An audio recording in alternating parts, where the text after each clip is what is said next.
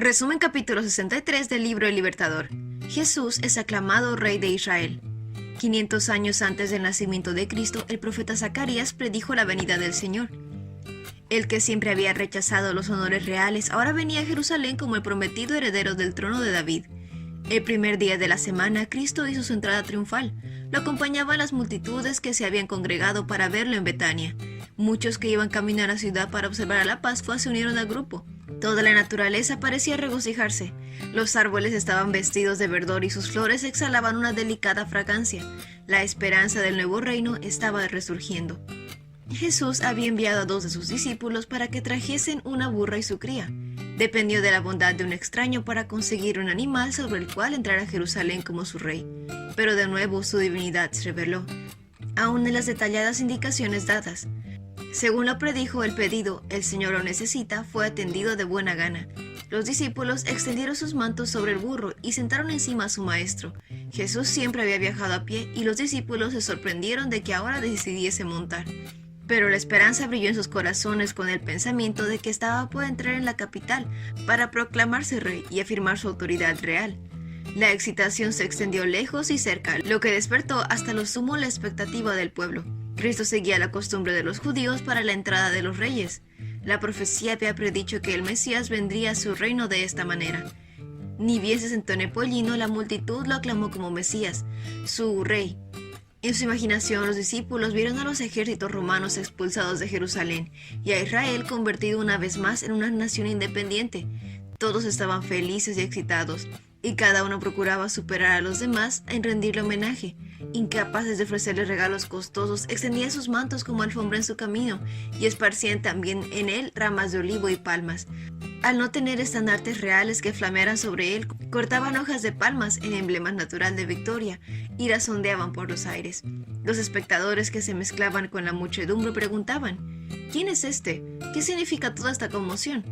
Ellos sabían que Jesús había desalentado todo esfuerzo por llevarlo al trono y se asombraron porque era él. De las multitudes reunidas para asistir a la Pascua, miles y miles lo reciben agitando palmas y prorrumpiendo en cantos sagrados. Los sacerdotes hicieron sonar la trompeta para el servicio de la tarde, pero pocos respondieron y los príncipes se dijeron del uno al otro con alarma: «Miren, todo el mundo va tras él». Nunca antes Jesús había permitido una demostración semejante. Él previó claramente el resultado. Lo llevarían a la cruz. Pero él deseaba llamar la atención al sacrificio que había de coronar su misión en favor del mundo caído. Él, quien hizo realidad el símbolo de Cordero, se destinó a sí mismo voluntariamente como sacrificio. Los eventos que predecerían a su gran sacrificio deberían llamar la atención al sacrificio mismo.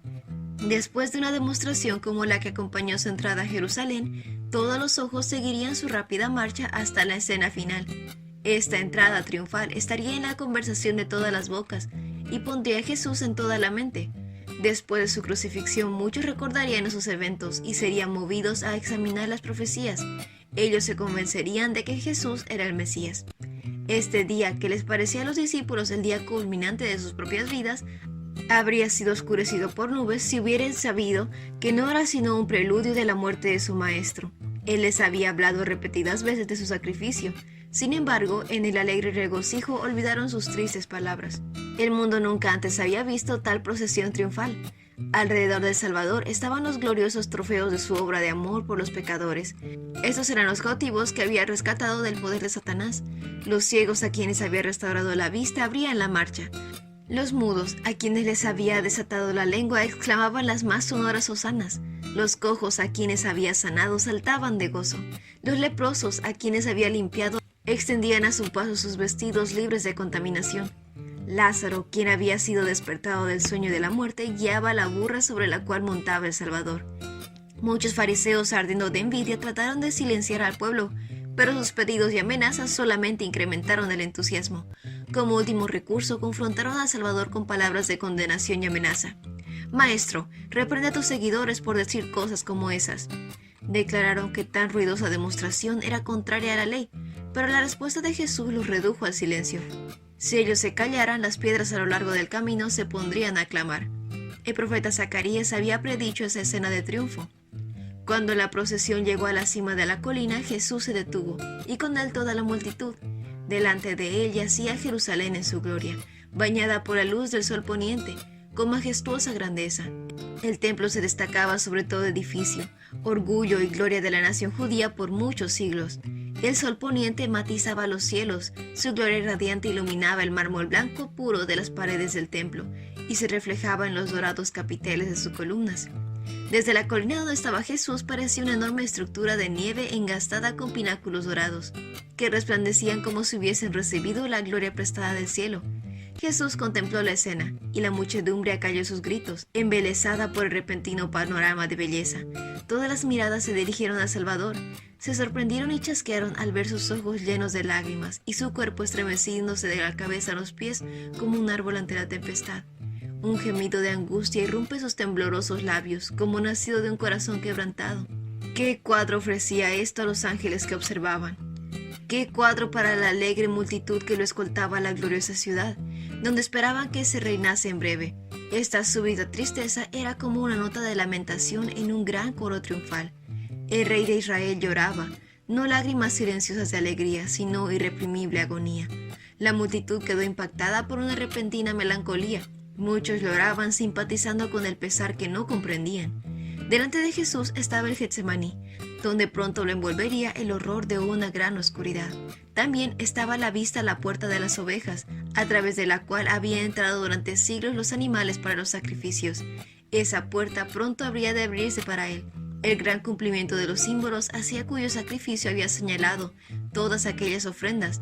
Cerca de allí estaba el Calvario, el lugar de su agonía inminente. Sin embargo, su tristeza no se concentraba en sí mismo. Pensar en su propia agonía no intimidaba a esa alma noble y abnegada. La Jerusalén que había rechazado al Hijo de Dios, descendeñado de su amor, que estaba por quitarle la vida, él vio lo que podía haber sido si hubiese aceptado lo único que podría curar su herida. ¿Cómo podría abandonarla? Jesús extendió su mano hacia la ciudad condenada y exclamó con aflicción: «¿Cómo quisiera hoy que tú, entre todos los pueblos, entendieras el camino de la paz?»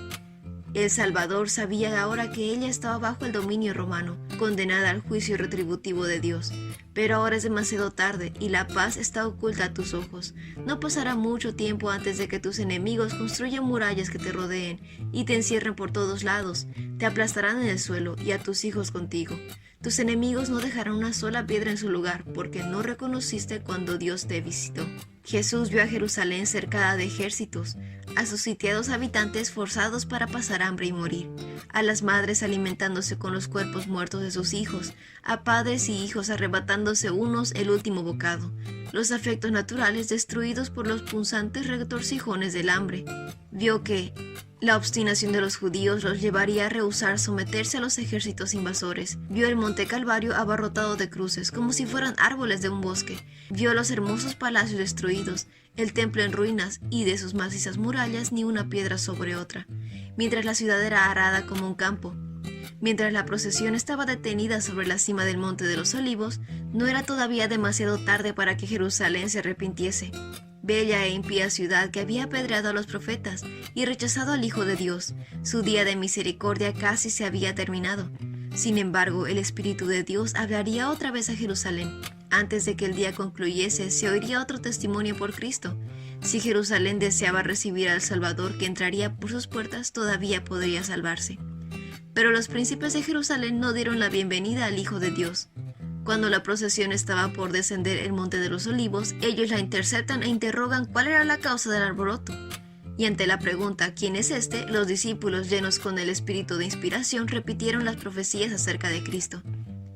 Nosotros los discípulos declaramos: este es Jesús, el Mesías, el príncipe de la vida, el Redentor del mundo. Y ese fue el resumen del capítulo 63 del libro El Libertador. No olvides compartir este video con tus compañeros de clase o con otras personas que tú creas que necesitan escuchar este mensaje. Nos vemos la próxima.